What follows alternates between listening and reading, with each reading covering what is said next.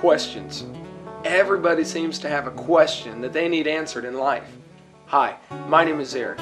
In this next seminar, Dr. Hovind takes a large variety of questions that he's been asked on a regular basis and combines them and gives his best explanation for what's happening. He covers a variety of topics such as the Red Sea crossing, primitive man, what about radiocarbon dating? Hey, are there really contradictions in the Bible? Find out for yourself in this seminar entitled Questions and Answers.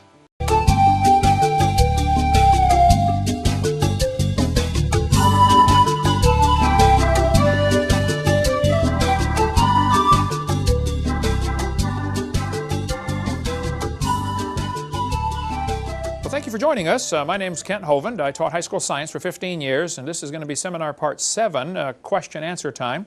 If you've gotten this far, hopefully you've seen the first 6 because we will be covering new information. I taught science 15 years, and I cover information on the subject of creation, evolution, and dinosaurs. I take the position that the Bible is literally true, scientifically accurate in all details, and the evolution theory being taught in our schools is the dumbest and most dangerous religion in the history of planet Earth. We're going to be covering a wide variety of questions that I get during my Q&A time. Everywhere I go, I try to ask, teach for an hour or so and then have question-answer time. And I've heard most of the questions that come up in the last 17 years that I've been doing this. We'll be covering a wide range of things like how do we see stars billions of light years away? Have there any fresh dinosaur bones been found, not even fossilized yet? Why are there so few human bones found? What about the Bible codes? Why do you use the King James Version? Are there contradictions in the Bible? What about other religions? Could they be right? What about global warming? And where do the races come from? A whole bunch of stuff we're going to be covering as quickly as we can. There is much more information about all of these topics on our college class. We taught college classes, CSE 101, the 100 series, 101, 2, 3, and 4. You can take those, and where we have time to go into a lot more detail.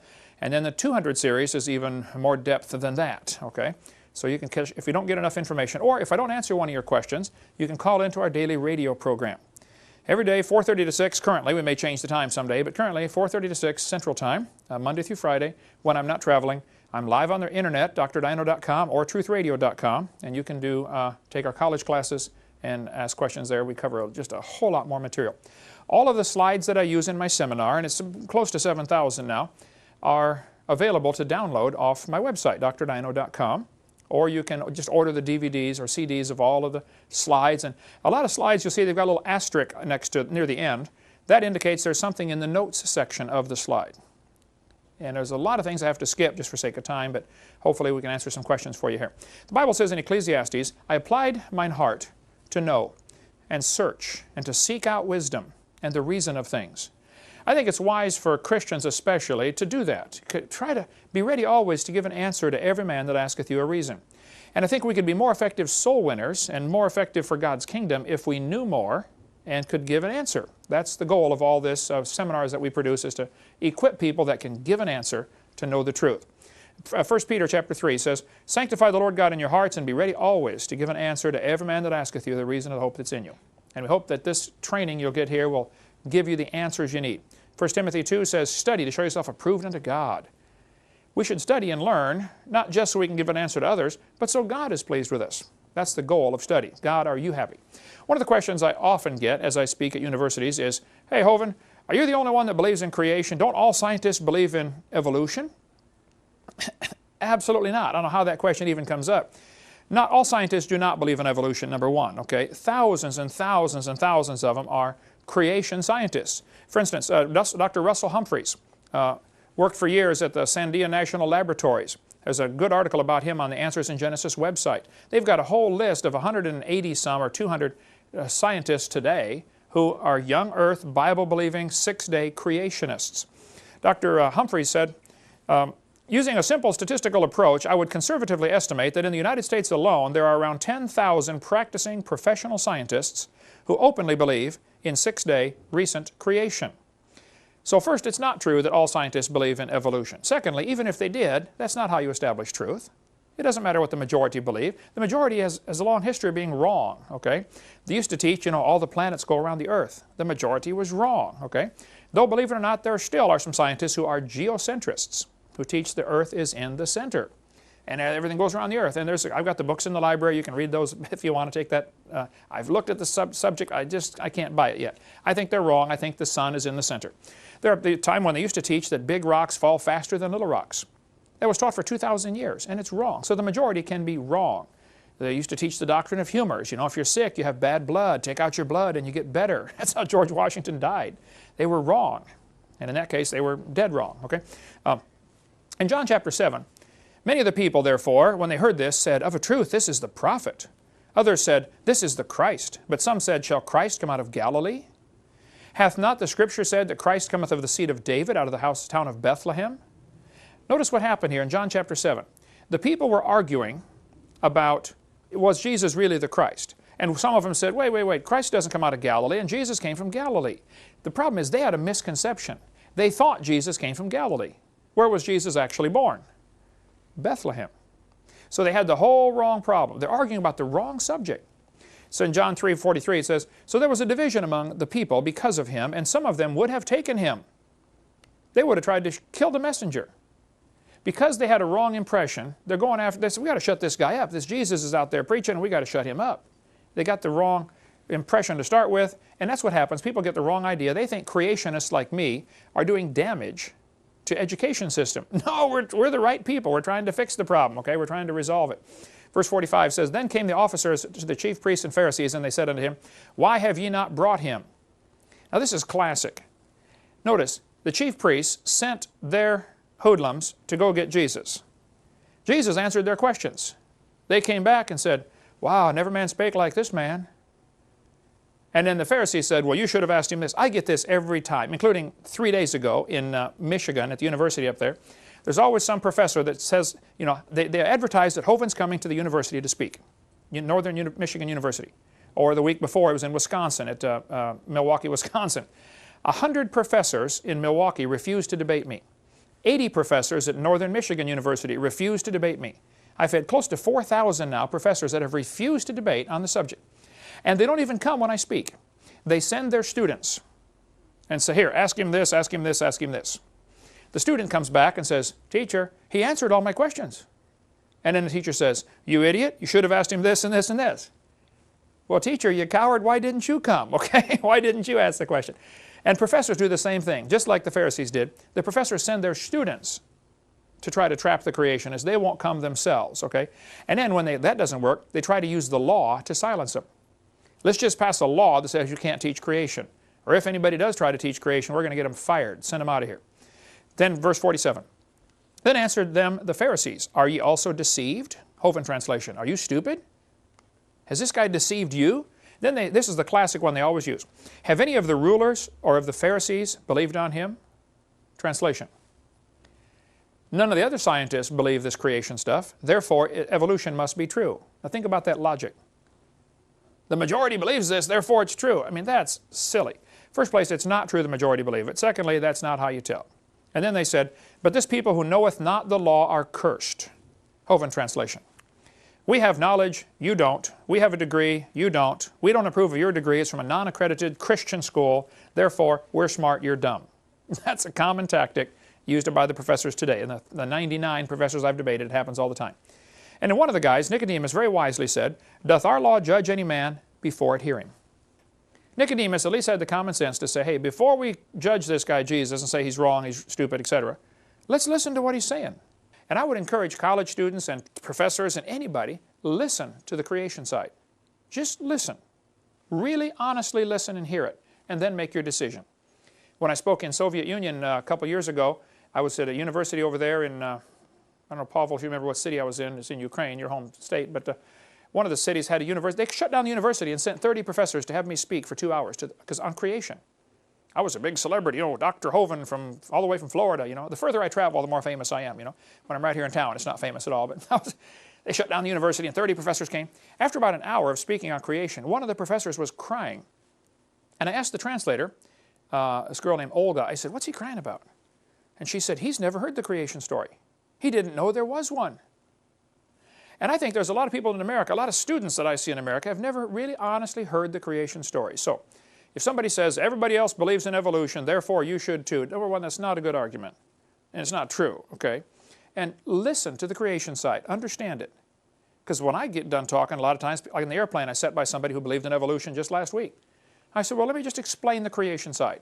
It took 3 minutes, explained the creation view very simply. And they said, wow, that makes a lot of sense. Well, yeah, just listen, okay, to what they got to say. Okay. They started with the false assumption that Jesus was from Galilee. He wasn't, okay. He was actually born in Bethlehem. Some of the Pharisees had not believed him, so therefore that's proof that he's not right. You get the same thing today. Some scientists don't believe in creation, therefore creation's not true. That is absolutely stupid logic, okay? And they'll say, has he published in science journals? As if, well, you don't see creation articles in National Geographic, therefore that proves it's not right. Well, you didn't see many capitalist articles in communist journals 10 years ago either, by the way, you know. It doesn't prove anything's right or wrong. The majority can be wrong. The majority followed Aaron into rebellion. The majority voted not to go into the promised land in Numbers chapter 32. The majority followed false gods many times in the Old Testament. The majority of the leaders hated Jesus. The majority of the world hates Christians. The majority voted in Bill Clinton twice, for heaven's sake. I mean, the majority can be wrong, all right? Can be dead wrong. But it's not true that all scientists believe in creation. There's a book here by Robert Gentry. Robert Gentry is a good friend of mine from Tennessee. He is a very famous scientist who did work on the disposal of radioactive waste, nuclear waste. What do you do with this waste product? He would do research on the granites around the world. He discovered that as you look at granites under a microscope, you find they got little tiny halos in them, radiopolonium halos. We'll get into more of that later. But as soon as they found out that his research was proving evolution is not true, because he really proves the earth was never a hot molten mass. He never mentioned creation, never mentioned God, just purely scientific research. They published him in all the major journals until somebody said, wow, guys, Gentry's work is proving the Big Bang Theory wrong. They took away his funding and shut him off like a spigot. They persecuted somebody just because his work was not supporting the sacred cow, i.e. evolution. Roger DeHart was a science teacher at Burlington Edson High School near Seattle. He was told, they brought him into the office and said, you cannot tell your students about errors in the textbooks. All he was doing was bringing in current science journals. Here's a textbook that says the baby has gill slits, like we covered on video 4. DeHart would bring in a science journal, says, guys, I'm sorry, it says in the textbook on page 220 that the baby has gills. That's not true. Here's a current science journal. See, here's the evidence. He never mentioned God, never mentioned the Bible, never mentioned creation. He just said this textbook's not accurate, and they told him he couldn't do that. You can't inform your students that the book is out of date? That's the kind of persecution Christians get, or anybody gets, when they try to go against this evolution theory. Evolution is a carefully protected state religion. Just like communism was a carefully protected state religion when you grew up over there. You don't dare question it. Okay? Kevin Haley was a biology teacher in Oregon. He lost his job simply because he exposed errors in the textbooks. He told them, hey, this book's not right, there's a mistake here. They said, you're fired. Can't teach if you say there's errors in our books. Baylor University in Waco, Texas fired William Dembski in April 2000 simply because he told his students there might be an intelligent designer. They said, oh, you're not allowed to say that, so they fired him. This is Baylor. It used to be a Christian college, okay?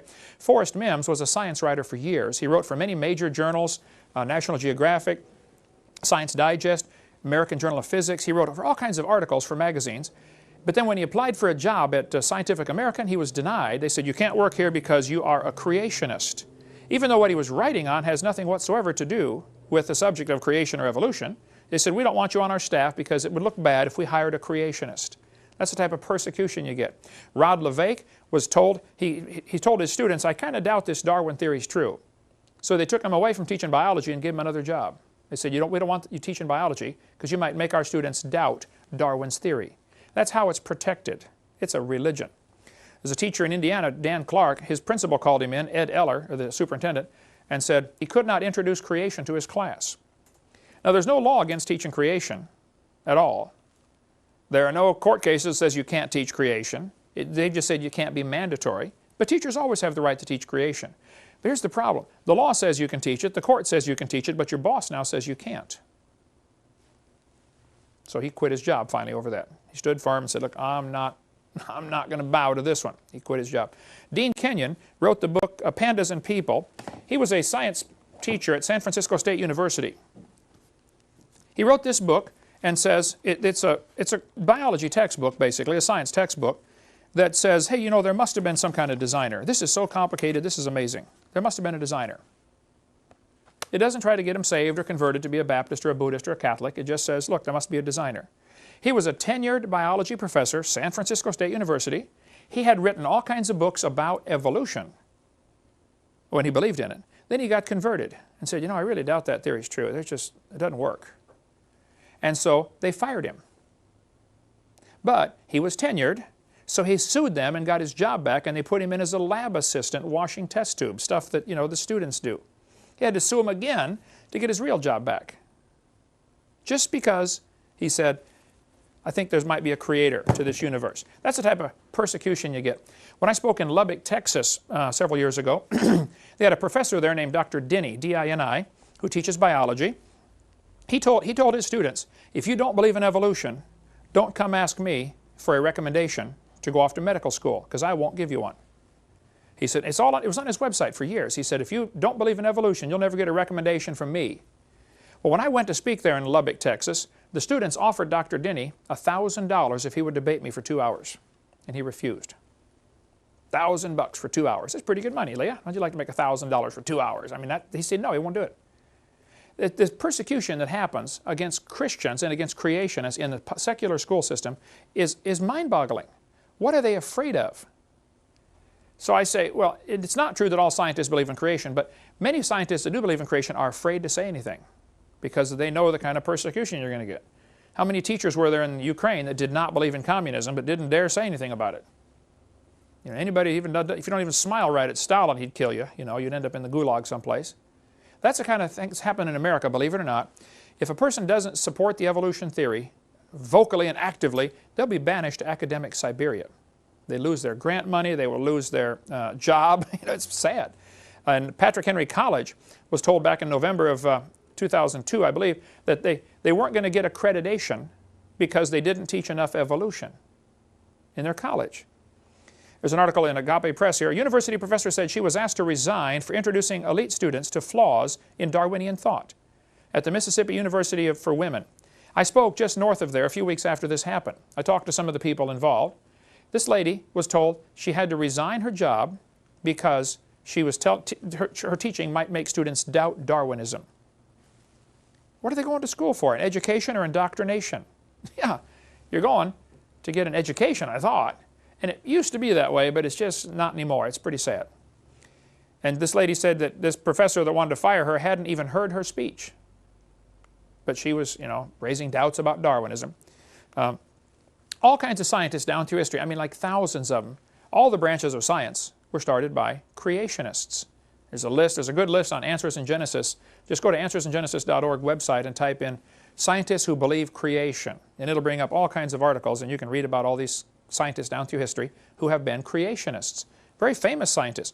I've often asked evolutionists, I say, guys, can you name me one advancement in modern science we've had because of the evolution theory? Is that why we have computers? Is that why we have, you know, telephones, radios? Is that why we went to the moon? What advancements can be named because of this evolution theory? They've never given an answer. There is nothing. The theory is useless. But all major science, all the whole branches of science in the last 400 years were started by creationists. Now, they weren't all young earth creationists like me, and they certainly weren't all independent, temperamental, fundamental, right-wing, radical Baptists like me. But they were, you know, creationists. Werner von Braun, the head of our space program, was a creationist. A.E. Wilder-Smith, William Ramsey. The Wright brothers, they studied birds. They said, we want to see how the designer, the creator, how God made the birds, and we'll learn how to make an airplane by studying airplanes. The guy who invented the MRI, magnetic resonance imaging machine, is a young earth creationist. There are creationists today.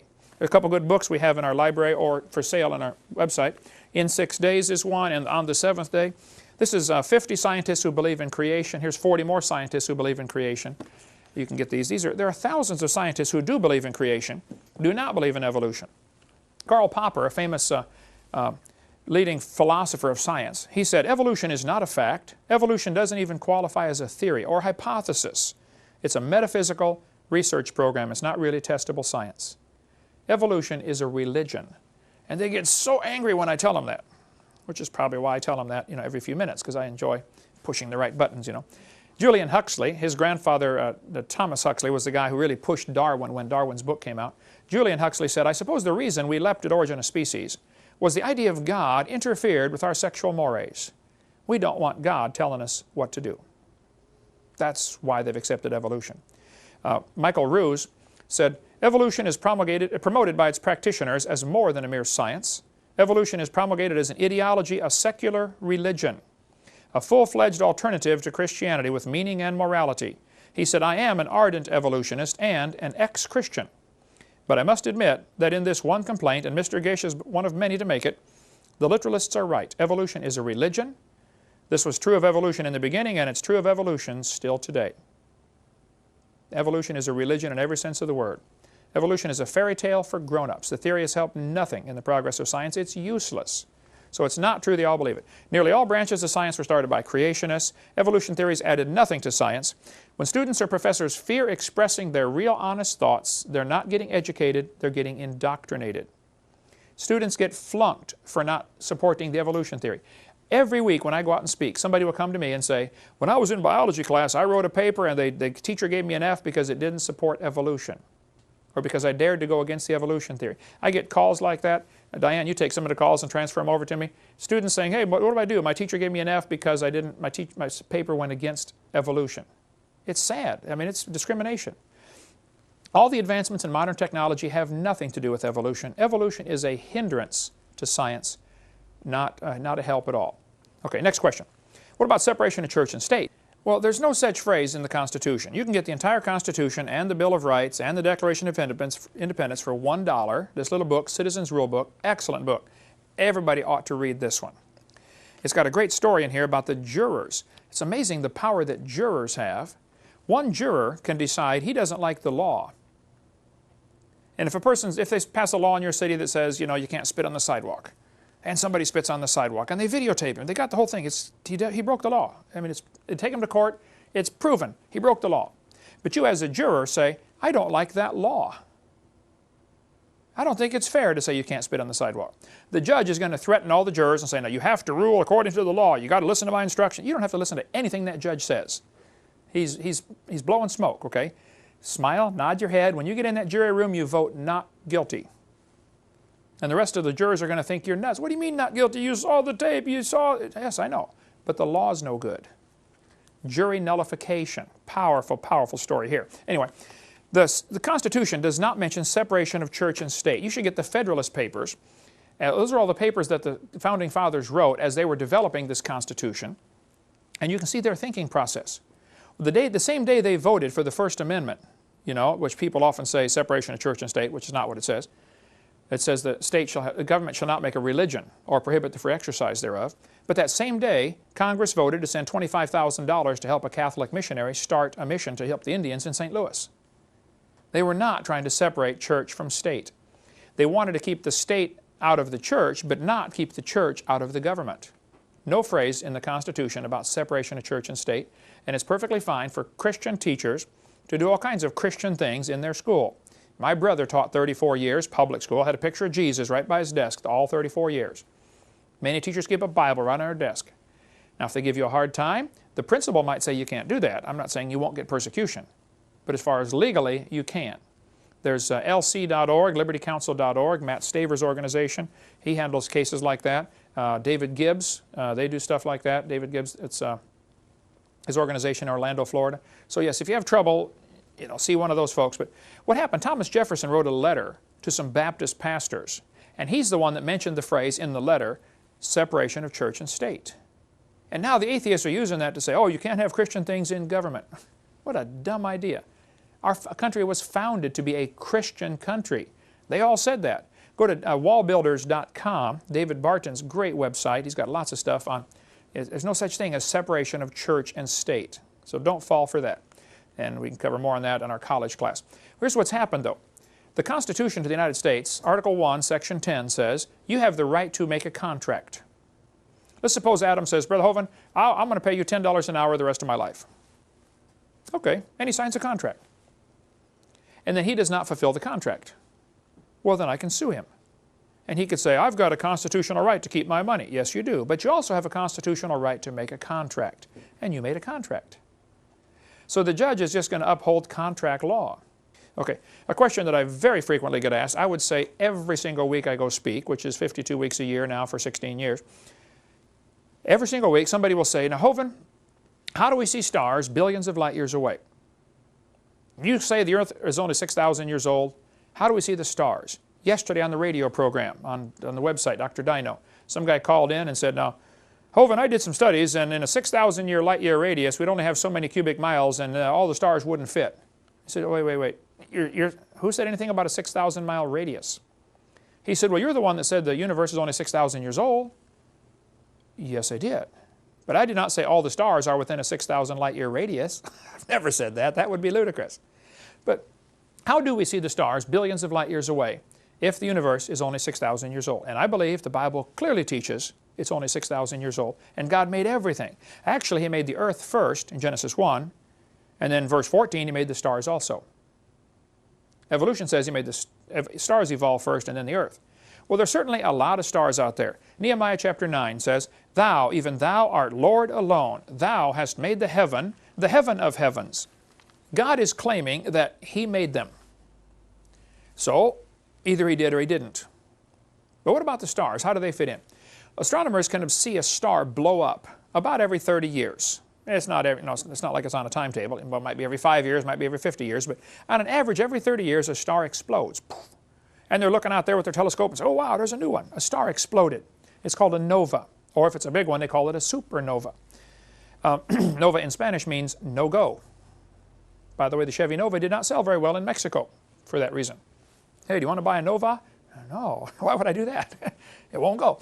But stars blow up every 30 years. Well, they've searched the heavens with these telescopes looking for how many supernova rings are there. They call it a dead star. Or they can find less than 300.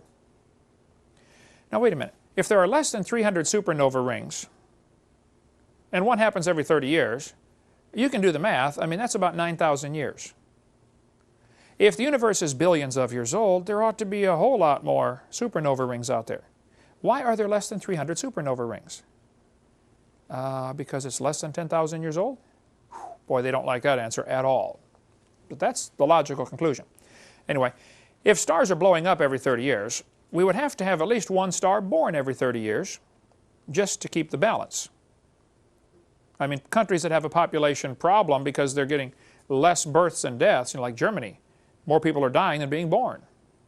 Oh, well, eventually that's going to create a problem, okay? Stars should have to be born. Nobody's ever seen one star form, not one. We see them blow up all the time. They've never seen a star form, and I'll cover that in a second.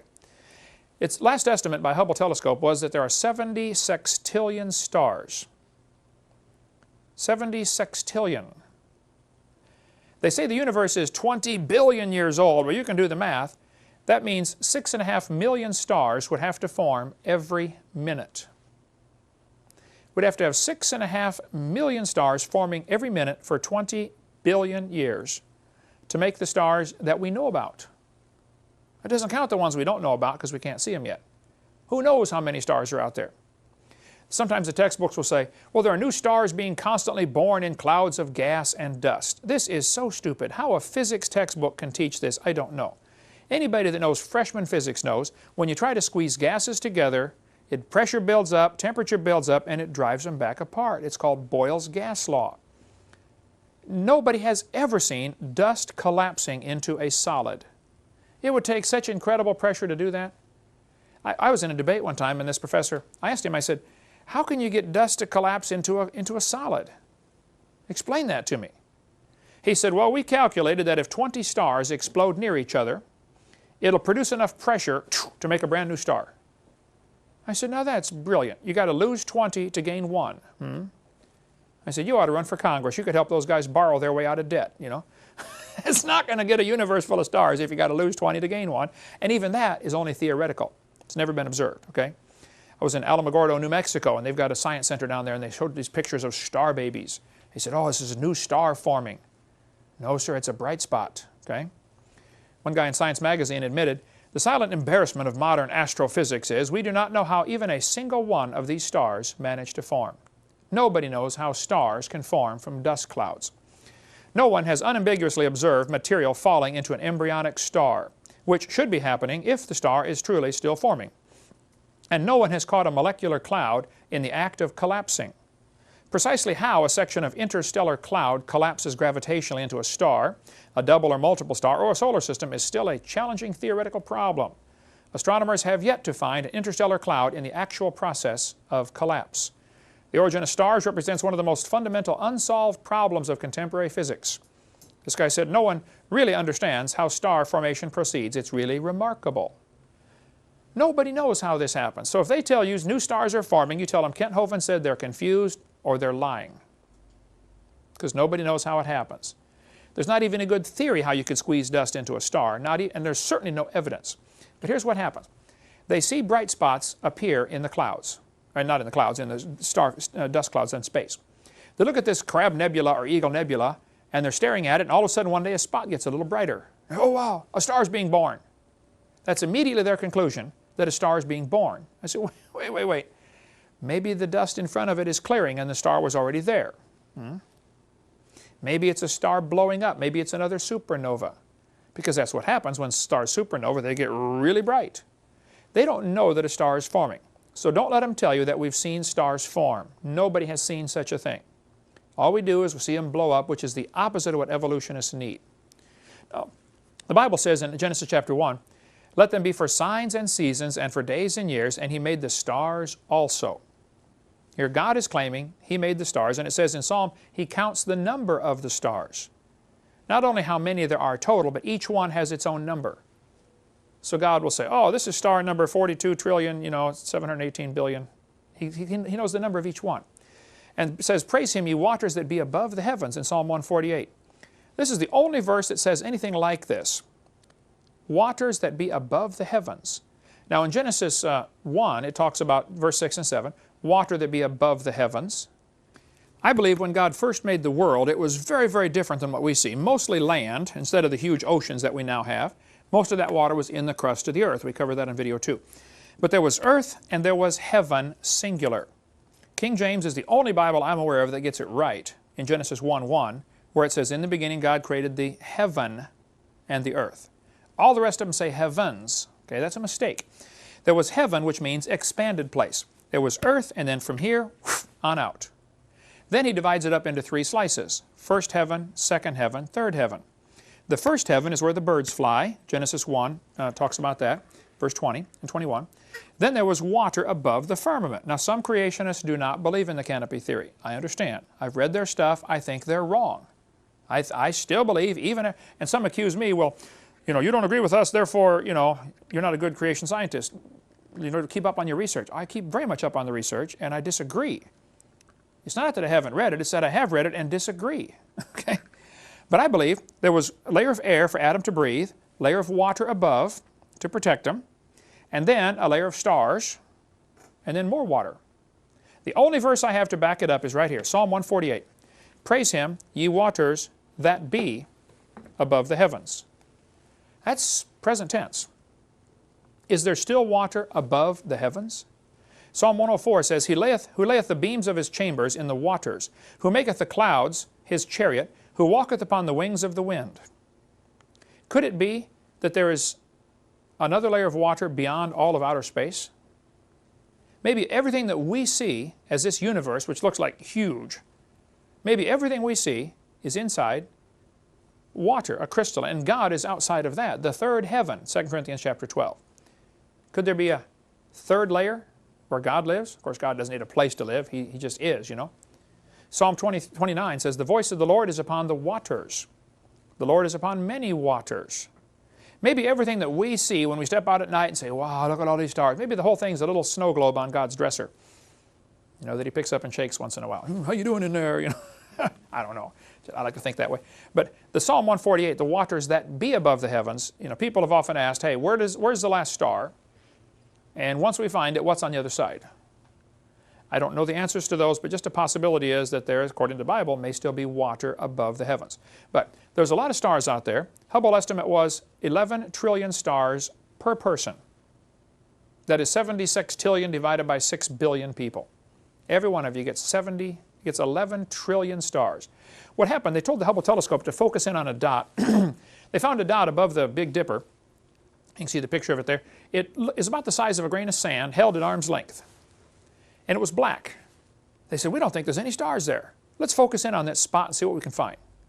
They took pictures for 10 days straight, focusing in on that dot. After 10 days, there were more stars in that dot than they could count. These were brand new stars, never been seen before. Called it deep field, Hubble Deep Field. Looking up there saying, man, that's stuff we didn't know about.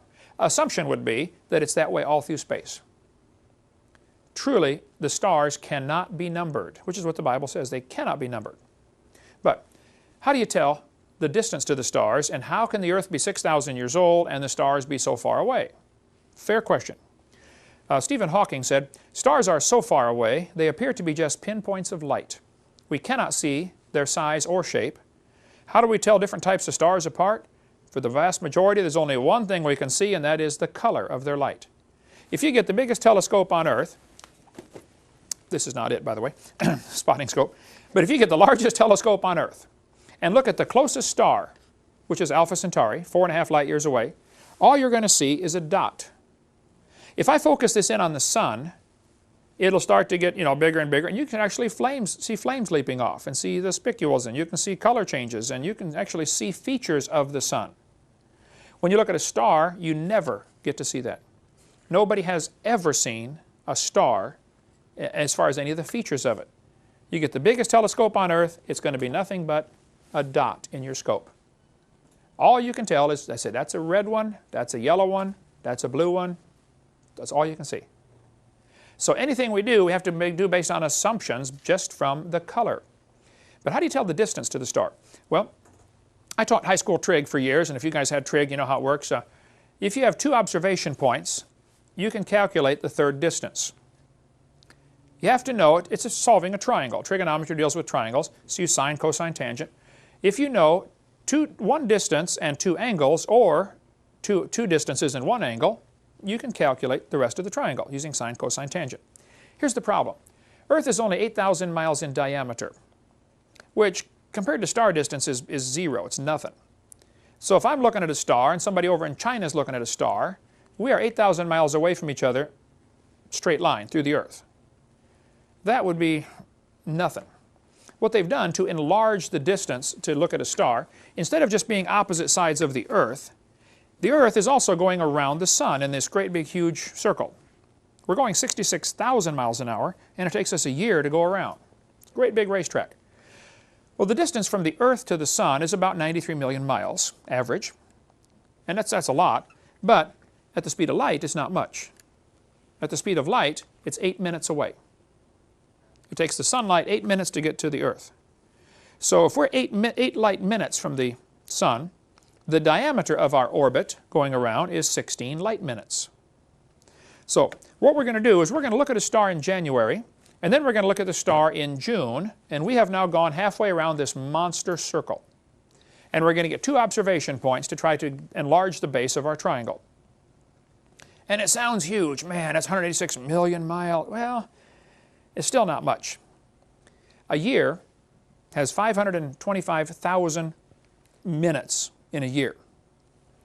If this picture here showing the little yellow dot was the scale, if that yellow dot represented Earth's orbit, not the Earth's diameter, the orbit of the Earth, it's way too big for the picture. What we're going to do is try to show you the math involved here.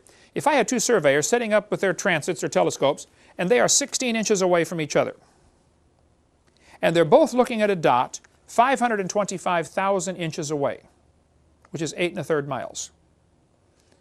Would you agree that would make a rather skinny triangle?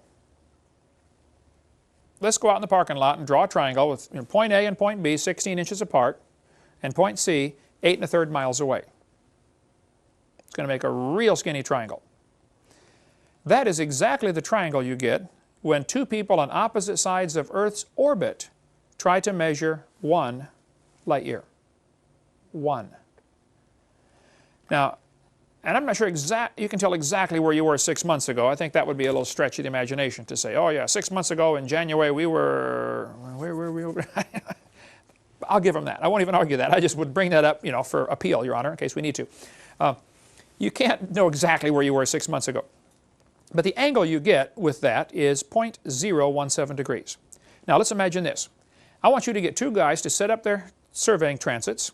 They're 16 inches apart, and I'm going to go put a dot 8 1/3 miles away, but they don't know how far away it is. They're both focusing in on the dot, and they see this dot out there. Here's the only information they have: the measurement between themselves, 16 inches, and the angle out of parallel.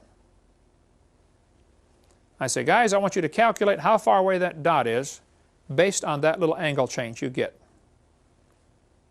I think that would be difficult to measure, 1 light year. There'd be some guesswork involved, okay?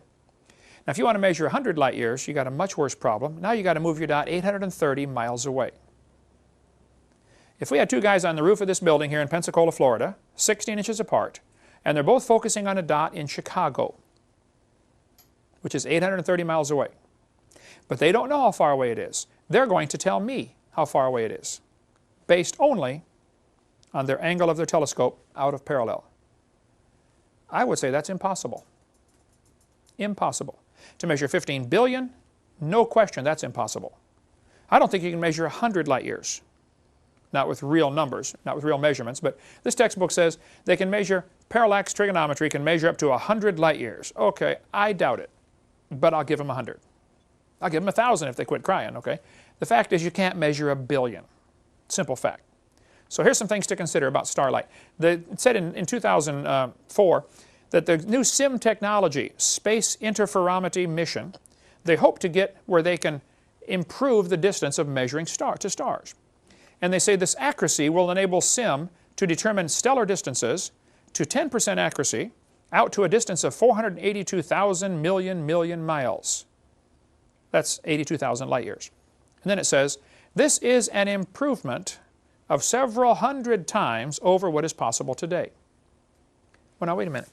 If they're going to improve it several hundred times, and it ends up being 82,000, what's 82,000 divided by several hundred comes out to be several hundred. Apparently they're admitting they can only measure several hundred light years, which I would agree. I mean, I would say that's even a stretch, but I'll give them several hundred. They can't measure billions, is the point. So when you students in school get taught, oh, that star's 14.629 billion light years away, say, I don't believe you. I don't believe you at all. It might be, but you can't prove that. They're making up a story. With SIM technology, they hope to finally be able to get out to where they can measure most of the way across our galaxy, and we're in it. We can't even measure across our own galaxy, let alone these distances to other galaxies. So I think we should look at the stars and say, wow, what a mighty God we serve. Instead of going out there and say, well, we know how far that way it is, we know it evolved. I mean, it's just that egotistical attitude some of these atheists get that makes you want to slap them in the face like, man, why don't you serve God? Look what He made, Here's the things to consider concerning starlight. Then we'll take a break.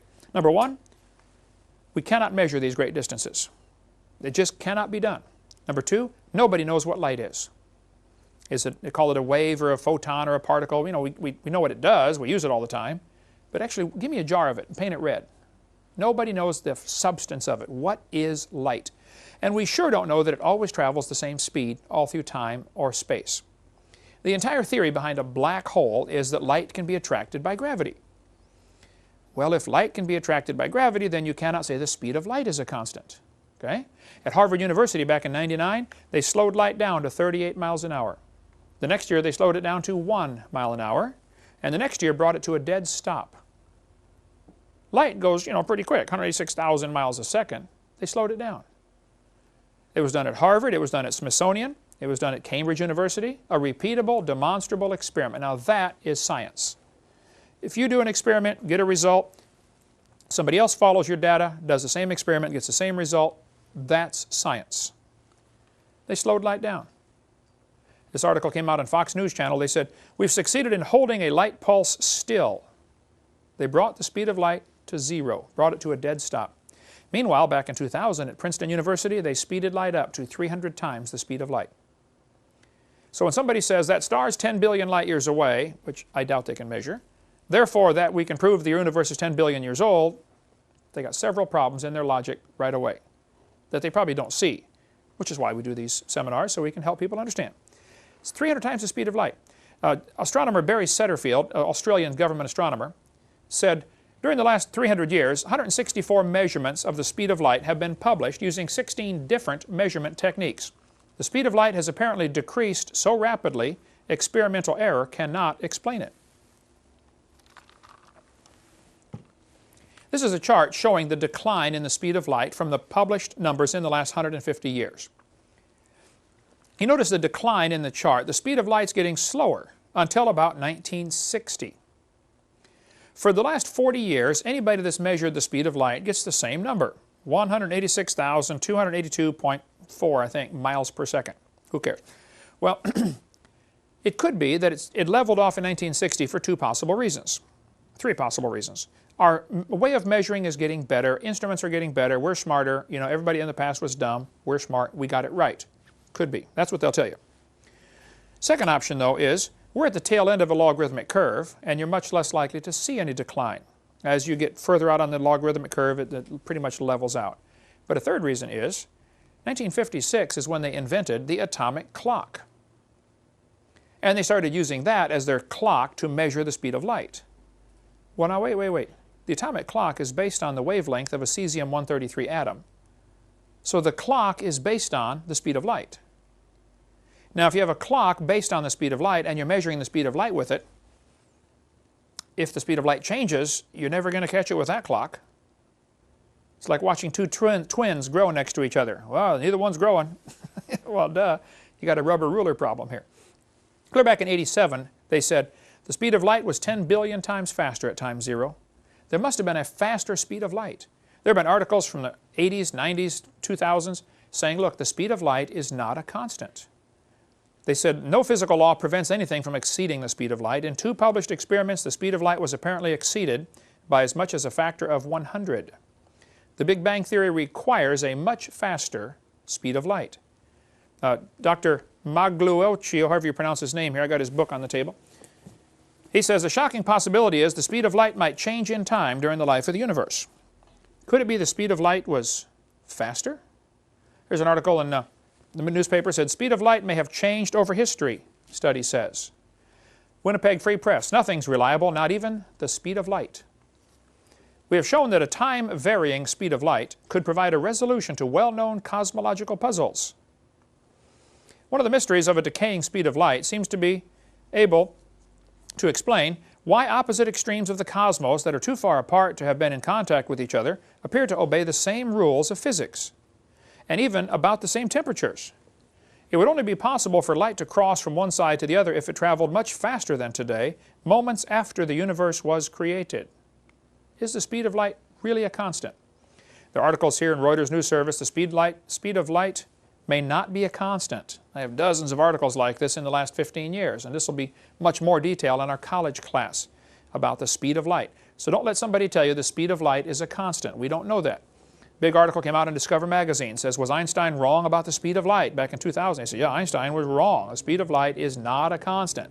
There's the book by the Italian scientist, I'm assuming he's Italian. It says, look, the speed of light is not a constant. And there have been many articles published about this. You can read them for yourself. I'll flash through them quickly here and you can get the details. So the third thing to consider, the creation was finished when God made it. Not only can we not measure those distances, not only is the speed of light not necessarily a constant, the creation was done. See, Jesus made wine out of grapes that never existed. He missed all that time. Instead of going from the water in the ground, through the plant, into the grape, squeeze it, make the wine, now drink it, no, Jesus turned the water straight to wine.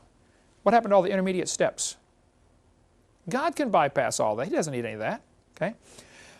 I ask people the question, how old was Adam on day 6? Anybody know? How old was Adam on day 6? 0. Did he look 0? No. He looked 52. 53 next month. But he looked perfect top, physical condition.